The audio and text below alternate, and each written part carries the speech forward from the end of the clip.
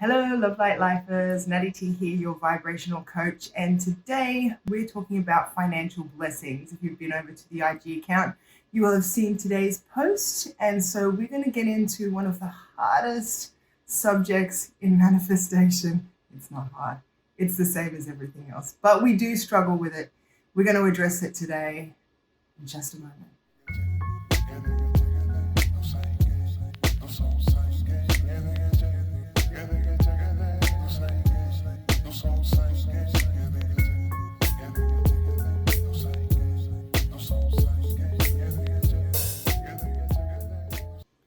Hey, Love Light Lifers, we are going to be talking about money, manifesting financial blessings today. If you've been over to the IG account, you know that we're talking financial blessings. So, what about them?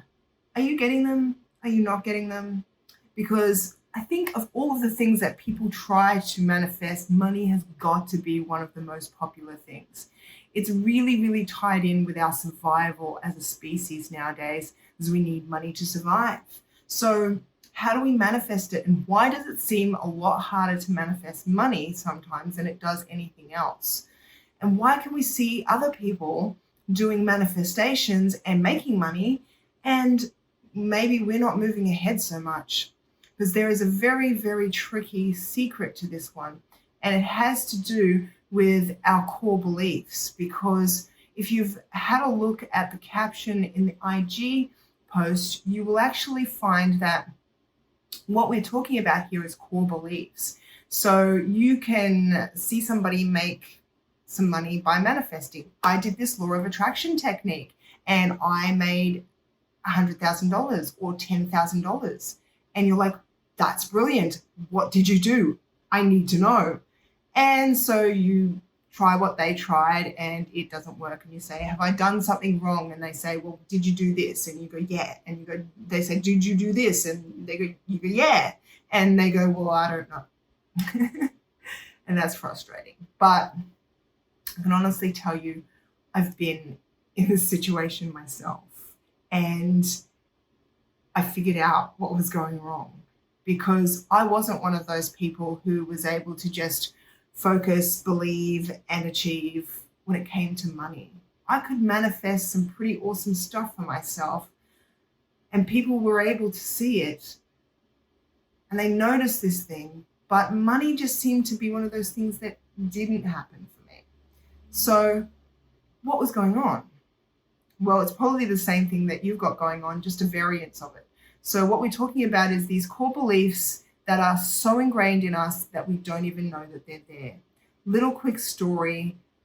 Quite a while ago now, I came across a core belief I didn't know I had. And I didn't realize it was there, but it was so ingrained that I didn't even know. I didn't even see the habit of thought. I didn't even hear the thought. I didn't see the thought. But there was a feeling. There was a feeling. You've got to look for that dip in emotion. But I was taking notice of my thoughts at the time so much that I was noticing more and more and more of them. And this little sneaky bugger that was getting past me was happening every single time I got paid. I was opening up my bank account, looking at my pay, and without thinking consciously, without even a skip of a heartbeat, the first thought that entered my mind without my control, knee-jerk reaction, my absolute first thing that came into my head was, it's not enough. And when I took a look around at my life, I noticed that's exactly the way that the universe was treating me in regards to money and finances. It was saying to me, you said to me you can't have enough, so I'm not going to give you enough. In other words, I was looking to hit ground zero. I was writing budgets. And I'm like, if I can just stick to the budget, then we will get to ground zero. But then something would come out of the woodwork. A bill from nowhere that you didn't know was coming, you didn't expect, or loss of work or days off or getting sick, these sort of things that just stopped me from being able to implement that plan, and then just never getting to ground zero and realizing that that experience and that thought matched so dang hard, so hard, that I realized that I had to dig this core belief out, and they're not easy to dig out sometimes. Okay, I get it. It's a struggle at times, because what it means is you got to versus the law of attraction. You've built up all of this momentum and what you believe about the law, about money and financial blessings. And instead of believing that, you now have to believe something that you've trained yourself not to believe. In fact, you want to believe the exact opposite to the thing that you deem to be true.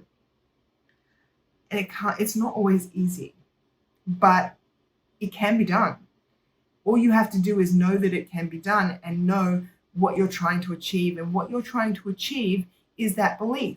And you don't have to believe it straight away, but you do have to redirect your thought every time you start going down that road. At first, you'll be way down the track. You'll be on a train of thought so far down the track, and you won't even notice. And then you'll go, oh, how did I get here? You'll be stressed out and pulling your hair out over money, and realize that for the last 3 days, all you've done is told the universe about how broke you are and wondered why it got worse. I've done it too. Don't be ashamed. Don't be ashamed.